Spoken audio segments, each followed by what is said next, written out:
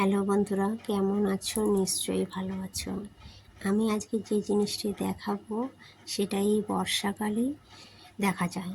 এটা ভয়ঙ্কর রূপ নিয়েছে সেই জিনিস আজকে তোমাদের আমি দেখাবো। এই দেখো, আমরা সেই জিনিসটা দেখার জন্য আমরা বেরিয়ে পড়েছি। অনেক দূরের রাস্তা, তবু আমরা বেরিয়ে পড়েছি। এই দেখো, দুটো সাইডে তাই ছবিও নিয়ে নিয়েছি। দুটো সাইডের ছবি দেখো, পুরো সবুজে সবুজে ঘিরে ফেলেছে, আর মেঘটাও দেখাচ্ছে। তবুও আমরা এর মধ্যেই এগিয়ে যাচ্ছি।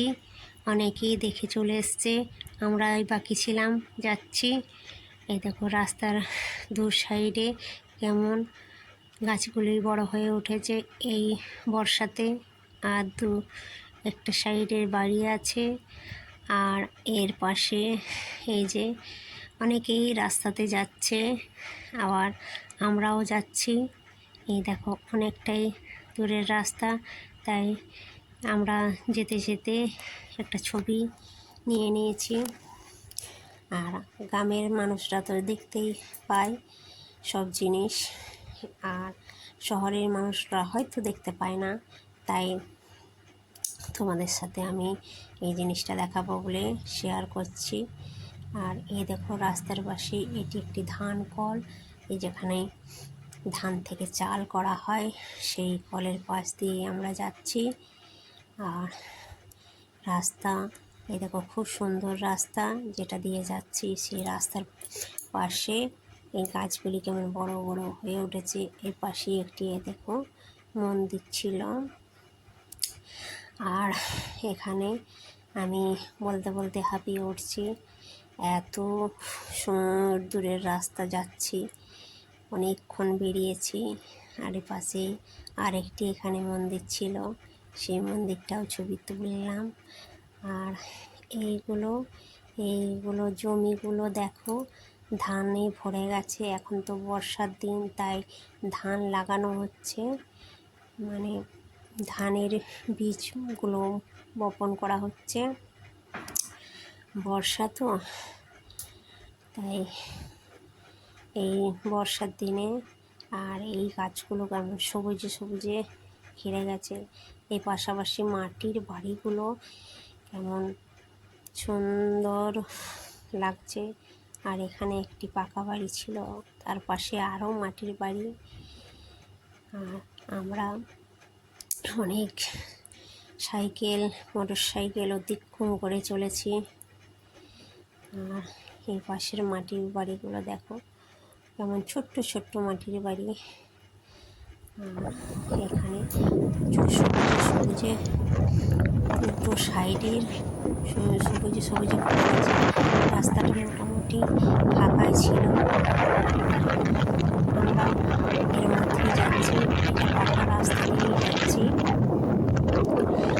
আর সেই ভয়ঙ্কর জিনিসটাকে দেখাবো বলে আজকে তোমাদের সুযোগ পেয়েছি, তাই তোমাদেরকে দেখাবো। তোমরা ভিডিওটা দেখতে থাকো, নিশ্চয়ই সেই রূপ দেখতে পাবে। আর এখানে যখন যাচ্ছি তখন রোডটা পরিষ্কারই ছিল, এই যে মাঠে কেমন জল লাগিয়ে আছে, এই জল লাগানো জায়গাগুলোতে এখনো ধানগুলো লাগানো হয়নি। জলটা শুকিয়ে যাবে তখন লাগাতে হবে, কারণ প্রচুর জল থাকলে ধান লাগানো যায় না। আর এখানে আকাশটা দেখো কেমন মেঘাচ্ছন্ন হয়ে আছে, তাই মেঘটিও দেখিয়ে দিলাম তোমাদের, তোমরা ভালো করে দেখো। আর এই যে জমিগুলো খানিকখানি রোয়া হয়েছে, আর খানিকখানি এখনো হয়নি। আমরা কিন্তু রাস্তা চলেই যাচ্ছি। এই যে এখন রাস্তা পুরো পরিষ্কার, কেউ কোথাও নেই, আমরা শুধু দুজন। এখন সেই গানটাই গাইতে ইচ্ছে হচ্ছে, এই পথ যদি না শেষ হয় তাহলে কেমন হতো তুমি বলো তো। কিন্তু আমাদের গলায় কেউ শুনবার লোক নেই, তাই আমরা আর গানটা গাইছি না। এখন শুধু রাস্তা দেখেই যাচ্ছি। এই দেখো, যে সমুদ্র ঘুরে গেছে। এই জমি ধানই শহরের মানুষরা খায়, সেই চাল, মুখের চাল, যাতে যেটা এই মাঠ থেকেই জন্ম নেয়, বংশবিস্তার করে। টোটো ছিল, অতিক্রম করে গেলাম। আর এই যে মেঘটা মনে হচ্ছে যেন মাঠের সাথে মিশে গেছে, সেই ছবিটা তোমরা দেখতে পাচ্ছ। কি সুন্দর রাস্তাটা লাগছে। এরপর চলেই এসছি, আর বেশি দেরি নয়, আর বেশিক্ষণ অপেক্ষা করতে হবে না। সেই ভয়ঙ্কর রূপ আপনাদের তোমাদের দেখাবো। সেই রূপ দেখে তোমরা অবাক হয়ে যাবে। আর এই দেখো খানিক রাস্তাতে আবার জল দাঁড়িয়ে আছে। এদিকে একটা কাঁচা রাস্তা চলে গেছে, সেখানে জল দাঁড়িয়ে আছে। এখানে বড় বড় গাছগুলি মেঘের সাথে মনে হচ্ছে মিশে গেছে, তারা বন্ধুত্ব করছে, মনে হচ্ছে যেন বন্ধ হয়ে গেছে। খুব জোরেই গাড়িটি চালাচ্ছি। তবুও অনেকটা দূরের রাস্তা, সবাই দেখতে যাচ্ছে। আমাদেরও ভীষণ দেখার ইচ্ছে ছিল। এখানে একটি পুকুর ছিল, মানে বাঁধ বলে। এই মাঠগুলিতে ধান লাগানো হয়ে গেছে। ছবি দেখতে পাচ্ছ, একদম সামনে দিয়ে ছবি তোলা, তাই এত সুন্দর রাস্তা তোমরা দেখতে পাচ্ছ। আর পাশাপাশি এই যে সবুজ জিনিসটা তোমরা তোমাদের নিশ্চয়ই ভালো লাগবে। সুন্দর জায়গা, একবার বেড়াতে আসবে, নিশ্চয়ই ভালো লাগবে। এই সুন্দর রাস্তা পেরিয়ে এখানে একটি পেট্রোল পাম্প ছিল, সেখানে সব তেল নেয়, মোটর সাইকেল, গাড়ি সব তেল নেয়। কি সুন্দর সবুজ সবুজ লাগছে, কিন্তু আমরা সেই ভয়ঙ্কর জিনিসটাকে দেখতে যাব বলে আমরা চলেই যাচ্ছি, আগিয়ে যাচ্ছি। আমাদের যাওয়া থামে না, একবারও দাঁড়ায়নি, আমরা শুধু চলেই যাচ্ছি। মোটর সাইকেল, স্কুল, এই যে দেখাচ্ছে স্কুল, তাড়াতাড়ি যাচ্ছি রাস্তাটা ভালো থাকার জন্য। আমরা পৌঁছে যাচ্ছি, অনেকটা দূর হলো, তবুও দেখতে হবে সেই জিনিস। এখানে অনেকেই গরু নিয়ে, গরু মাঠে অন্ত ধান লাগানো হয়ে গেছে, সেই ধান খেয়ে নেবে বলে গরুগুলোকে বেঁধে রেখেছে। কেউ কেউ আবার বসে আগলাচ্ছে। আর এই তো কাছাকাছি চলে এসেছি, তাই কাঁচা রাস্তা দিয়ে আমরা এখন নেমে পড়েছি।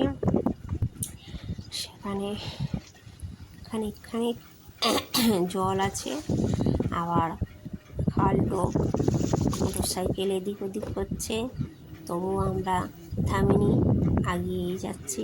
এই যে জল কাদায় পড়ে গেছে, তবু আমাদের সেই গন্তব্যস্থলে যেতে হবে, তাই আমরা আগিয়ে চলেছি। সেই স্থানে আমরা পৌঁছে গেছি, সেই রূপ আপনাদের দেখাবো। সেই বর্ষার এই ভয়ঙ্কর রূপটা কেমন দেখতে হয়, সেটা না দেখালে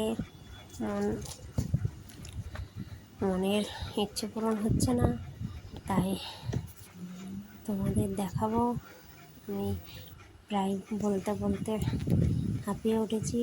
এই ভয়ঙ্কর রূপ আমরা এসে পড়েছি। এই যে দেখতে পাচ্ছ, এই দেখো, এর মধ্যে মানুষ যদি পড়ে যায় কিংবা নেমে পড়ে ভুল করেও, সে আর হয়তো এই পৃথিবীতেই থাকবে না। এই দেখতে পাচ্ছ এই ভয়ঙ্কর রূপ। এখানে অনেক মাটির বাড়ি ধসে পড়েছে। আর এখানে এই যে ফেনা নদীর যে খরস্রোতা, সে সব টেনে নিয়ে চলে যাচ্ছে।